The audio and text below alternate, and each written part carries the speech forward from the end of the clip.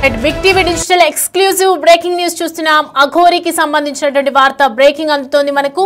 Present Telugu రాష్ట్రాల్లో సంచలనంగా మారిన అఘోరి కేసు ప్రెజెంట్ చెంచలగూడ జైల్లో ఇంకా అఘోరి ఉంటూనే ఉంది. తనపై వరుస కేసులు, అఘోరిపై వరుస కేసులు నమోదవుతున్నటువంటి నేపథ్యంలో ఇటు అఘోరి తరఫు ఉన్నటువంటి న్యాయవాది కూడా ఇటు బెయిల్ కి సంబంధించినటువంటి పిటిషన్ ఇంకా వేయట్లేదు. సో ప్రెజెంట్ అయితే శ్రీవర్షిని రీహాబిలిటేషన్ సెంటర్ లో ఉంది. ప్రస్తుతం వాళ్ళ అమ్మా నాన్న శ్రీవర్షిని కలవడానికి వెళ్లారు. సో ఈ నేపథ్యంలో శ్రీవర్షిని కలవడానికి నేను కుదరదు, నేను మా అమ్మ నాన్నలతో మాట్లాడడు అని తేల్చి చెప్పేయడం జరిగింది. అసలు ఎందుకు తన తల్లిదండ్రులతో మాట్లాడడానికి నిరాకరిస్తోంది?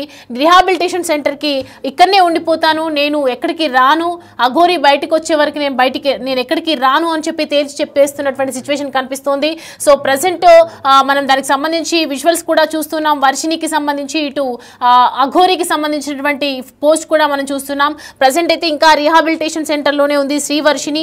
వర్షినిని కలవడానికి అమ్మా నాన్నలు తెగ ప్రయత్నిస్తున్నప్పటికీ కూడా శ్రీవర్షిని ఇంకా వాళ్ళని కలవడానికి అయితే నిరాకరిస్తూ వస్తోంది. కలవడానికి ఇష్టపడట్లేదు, తన మొహం కూడా చూడడానికి ఇష్టపడట్లేదు అనుగా తెలుస్తుంది. సో ప్రజెంట్ అయితే కరీంనగర్ జిల్లా కొత్తపల్లి పిఎస్లోనూ అఘోరిపై కేసు నమోదైంది. తనపై అఘోరి లైంగిక దాడి చేసిందని ఒక మహిళ ఫిర్యాదు చేయడం జరిగింది. అలాగే వరుస కేసులతో అఘోరి బయటకు రావటం మాత్రం ఇటీవల కష్టమే అని చెప్తున్నారు. ఇటు అఘోరి తరఫున న్యాయవాదులు కూడా బెయిల్ వేయడానికి, పిటిషన్ వేయడానికి నిరాకరిస్తున్నటువంటి సిచ్యువేషన్ కనిపిస్తోంది. ఎట్టి పరిస్థితుల్లో అఘోరి మాత్రం బయటికి రాదు అనే విషయాలైతే వెలుగులోకి వస్తూ ఉన్నాయి. ప్రజెంట్ అఘోరిపై వరుసగా కేసులు నమోదవుతున్నాయి. ఒక చెంచలగూడ మహిళా జైల్లోనే ఉన్నటువంటి ఒకవైపు అఘోరి ఉంది. మరి శ్రీవర్షిని ఎందుకు నిరాకరిస్తూ ఉంది? తన పేరెంట్స్ కలవటానికి ఇంత ప్రయత్నిస్తున్నా రిహాబిలిటేషన్ సెంటర్లోనే ఉంటాను, నేను ఎక్కడికి రాను, బయటికి రాను, తల్లిదండ్రులను కలవను అని ఎందుకు చెప్తుంది? దానికి సంబంధించి డీటెయిల్స్ అడిగి తెలుసుకుందాం. మా ప్రతినిధి గౌతమి అందుబాటులో ఉన్నారు. గౌతమి, చూస్తున్నాం శ్రీవర్షినికి సంబంధించి రీహాబిలిటేషన్ సెంటర్లోనే ఉంటాను, అలాగే మా అమ్మ నాన్నల్ని కలవను అని చెప్తూ ఉన్నారు. ఎందుకని కలవనని నిరాకరిస్తోంది? అసలు శ్రీవర్షిని సిచ్యువేషన్ ఏంటి, మెంటల్ స్టేటస్ ఏంటి ప్రజెంట్?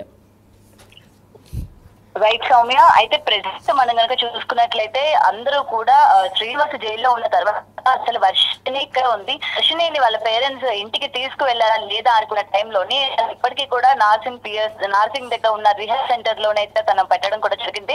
ఎందుకంటే శ్రీనివాస్ ని అరెస్ట్ చేసిన రోజే తన్ని కూడా evening time Shankarpally police station దగ్గర నుంచి తను వెంటనే అక్కడికి రిహాబ్ సెంటర్ అయితే తీసుకువెళ్ళడం కూడా జరిగింది. ఎందుకంటే ఆ అమ్మాయి కొంచెం మానసికంగా సరిగా లేదు అని అటు పేరెంట్స్ చెప్పడం కావచ్చు, లేకపోతే ఇటు పోలీసులు కూడా ఆ అమ్మాయి మాట్లాడే విధానం కావచ్చు, లేకపోతే తల్లిదండ్రులతో వెళ్ళడానికి కూడా నిరాకరిస్తుంది కాబట్టి తనకి కౌన్సిలింగ్ ఇద్దాము అన్న ధోరణిలో కూడా తను అక్కడ పెట్టారు అని కూడా అనుకుంటున్నాము. అయితే దీనికి సంబంధించి ఇప్పటికీ చాలా రోజులు గడుస్తున్నప్పటికీ అటు వర్షినికి సంబంధించి వాళ్ళ పేరెంట్స్ కలవడానికి వెళ్ళిన వాళ్ళతో మాట్లాడడానికి కానీ లేకపోతే వాళ్ళతో వెళ్ళడానికి కూడా నిరాకరిస్తుంది.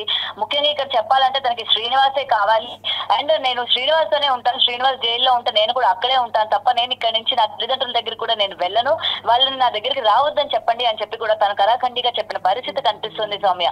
అయితే ప్రెసెంట్ ఇటు బెయిల్ కి సంబంధించి కూడా ఎవరు కూడా బెయిల్ ఇప్పటి వరకు అప్లై చేయని పరిస్థితి కనిపిస్తుంది. ఎందుకంటే ఒకవేళ బెయిల్ అప్లై చేయడానికి వాళ్ళ పేరెంట్స్ కూడా రీసెంట్ గా చంచల్గూడకు వెళ్ళినప్పుడు కూడా శ్రీనివాస్ తో మాట్లాడే ప్రయత్నం చేశారు. అసలు ఏం జరిగింది ఏంటి అని చెప్పినా కూడా శ్రీనివాస్ కొన్ని మాటలు చెప్పారు. తన తండ్రి కూడా తన దగ్గర సాక్ష్యాలు ఉన్నాయి, ఎవరు నా కొడుకుని కావాలని తోసారో నేను నిజ నిజాలతో బయటకు వస్తాను అని చెప్పి తను మీడియా ముఖంగా చెప్పి వెళ్ళిపోయిన పరిస్థితి కూడా మనం చూసాము.